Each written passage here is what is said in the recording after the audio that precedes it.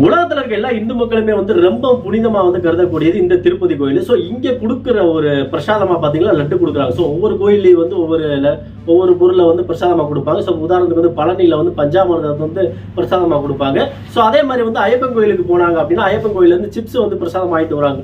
So இது மாதிரி ஒவ்வொரு கோயிலையும் ஒரு பிரசாதம் வந்து கொடுக்குறாங்க. ஸோ அதே மாதிரி தான் திருப்பதி கோயிலில் வந்து பிரசாதம் வந்து லட்டு வந்து வேர்ல்டு ஃபுல்லாகவே ஃபேமஸ். உலகத்தில் இருக்க அனைத்து இந்துக்களுமே வந்து திருப்பதி கோயில் பிரசாதமா அந்த லட்டை வந்து பயங்கரமான ரொம்ப புனிதமா பார்ப்பாங்க. உதாரணத்துக்கு எப்படின்னு கேட்டீங்கன்னா, நான் சின்ன பிள்ளையா இருப்பேன், எனக்கு ஒரு 10-11 வயசு இருக்குன்னு நினைக்கிறேன். ஸோ நான் என் ஃப்ரெண்டோட வீட்டில் விளையாண்டுக்கிட்டு இருந்தேன். ஸோ அவங்க வந்து இந்துக்கள் தான். ஸோ அவங்க வீட்டுக்கு இன்னொருத்தவங்க வந்து பிரசாதம் கொண்டு வந்து கொடுக்குறாங்க. ஸோ அதாவது லட்டு கொடுக்குறாங்க, லட்டுக்குள்ள தான் கொடுத்தாங்க. ஸோ அந்த லட்டை வாங்கின என் ஃப்ரெண்டோட ஃபேமிலி என்ன பண்ணாங்கன்னா, ஸோ அதை அப்படியே சாப்பிடாம அதை அப்படியே கொஞ்ச நேரம் வச்சு அதை கண்ணை முன்னேற் பண்ணிட்டு தான் சாப்பிட்டாங்க. ஸோ அந்த லட்டை வந்து அவ்வளோ புனிதமாக வந்து அவங்க பார்த்து அவ்வளோ அப்படியே சாப்பிடுவாங்க. ஸோ அந்த லட்டில் வந்து மாமிச கொழுப்பு, அதாவது வந்து பன்றி கொழுப்பு மற்றும் மாட்டு கொழுப்பு மற்றும் மீன் எண்ணெய் இருக்கிறதா சந்திரபாபு நாயுடு சொன்ன உடனே பயங்கரமான சர்ச்சை வெடிச்சிச்சு. சரி ஓகே அப்படின்னு சொல்லிட்டு அந்த லட்டை வந்து லேப் டெஸ்ட்டுக்கு அனுப்புறாங்க. லேப் டெஸ்ட்டுக்கு அனுப்புனா லேப் டெஸ்ட் பாசிட்டிவ் அப்படின்னு வந்திருக்கு. ஸோ இப்போ அந்த டெஸ்ட் ரிசல்ட் தான் பார்த்தீங்கன்னா பயங்கரமான வைரலாக போய்கிட்டு இருக்குது சோசியல் மீடியா ஃபுல்லாமே. அந்த லேப் டெஸ்ட்ல என்ன வந்திருக்கு அப்படின்னா, அதாவது அந்த லட்டுல வந்து ஸோ எத்தனை பர்சன்டேஜ் மாட்டு கொழுப்பு, எத்தனை பர்சன்டேஜ் பன்றி கொழுப்பு இருக்கு, எத்தனை பர்சன்டேஜ் இந்த மீன் என்ன இருக்கு அப்படின்றத வந்து ஸோ அதை வந்து இந்த டெஸ்ட்ல வந்து வெளியிட்டு இருக்கிறாங்க. ஸோ நிறைய பேர் நினைக்கலாம், ஸோ இது எதுக்கு இதில் கலக்கணும் அப்படின்னு சொல்லி. ஸோ இது என்ன காரணம் அப்படின்னு கேட்டிங்கன்னா, ஒரு லட்டு செய்யறதுக்கு முக்கியமான தேவை வந்து நெய்.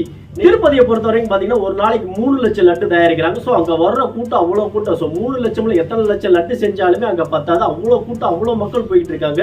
ஸோ ஒரு படத்தில் வடிவேல் சொல்லுவார்னு நினைக்கிறேன், ஒரு லட்டுக்கு கோடானு கோடி குட்டம் வந்து கொட்டுறாங்க அப்படின்னு சொல்லி எனக்கு சொல்லுவார். இவ்வளோ லட்டு செய்கிறாங்க, இதுக்கு வந்து காஸ்ட்டை குறைக்கணும் அப்படின்றக்காக. ஸோ நெய்யோட காஸ்ட்டை குறைக்கணும். நெய்யோட காஸ்ட்டை குறைக்கிறதுக்கு என்ன பண்ணலான்னு அவங்க போட்ட திட்டம் தான் என்னன்னு கேட்டிங்கன்னா, பாமாயில் கலக்குறாங்க. ஸோ அந்த லட்டுல பாமாயில கலந்து, ஸோ அதோட பாமாயில் மட்டும் கலந்தா அது தெரிஞ்சிடும்ன்றதுக்காக அதோட சேர்ந்து பன்றி கொழுப்பு, மாட்டு கொழுப்பு, மீன் எண்ணெயும் கலந்து அந்த லட்டை உற்பத்தி பண்ணியிருக்காங்க.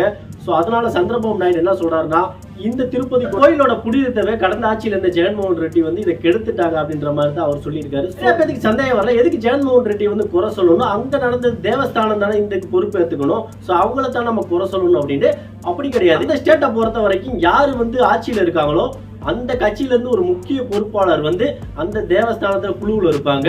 ஸோ அதனாலதான் வந்து பாத்தீங்கன்னா இப்ப வந்து சந்திரபாபு நாயுடு ஜெகன்மோகன் ரெட்டியை பத்தி சொல்லியிருக்கிறாரு. ஸோ திருப்பதிக்கு போற யாருமே பாத்தீங்கன்னா எனக்கு தெரிஞ்சு வந்து மாமிசம் சாப்பிட்டு போக மாட்டாங்க. ஏன்னா திருப்பதி கோயிலை வந்து அவ்வளவு புனிதமா பாக்குறாங்க. ஸோ வந்து திருப்பதி கோவிலுக்கு போறவங்க, ஸோ மேல வந்து கோயிலுக்கு போறவங்க வந்து மாமிசம் வந்து உணவா கொண்டு போக கூடாது. ஸோ இதுக்கு வந்து ஜெகன்மோகன் தரப்புல இருந்து என்ன பதில் சொல்றாங்க அப்படின்னா, நீங்க வந்து இவ்வளவு ஒரு கீழ்த்தரமான வேலை செய்யக்கூடாது அப்படின்னு சொல்லி சந்திரபாபு நாயுடு பார்த்து சொல்றாங்க. நீ எங்க மேல ஒரு பழி சொல்றதுக்காண்டி இவ்வளவு ஒரு கீழ்த்தரமான, இவ்வளவு ஒரு கேவலமான விஷயத்தை நீங்க ஒரு பண்ணக்கூடாது அப்படின்னு சொல்லி அவர் ஒரு அறிக்கை விடுறாங்க. ஸோ ஒட்டுமொத்த உலகத்தில் இருக்க அனைத்து இந்துக்களுமே வந்து ரொம்ப புனிதமா பார்க்கக்கூடியது இந்த திருப்பதி வெங்கடாச்சலபதி கோயில்.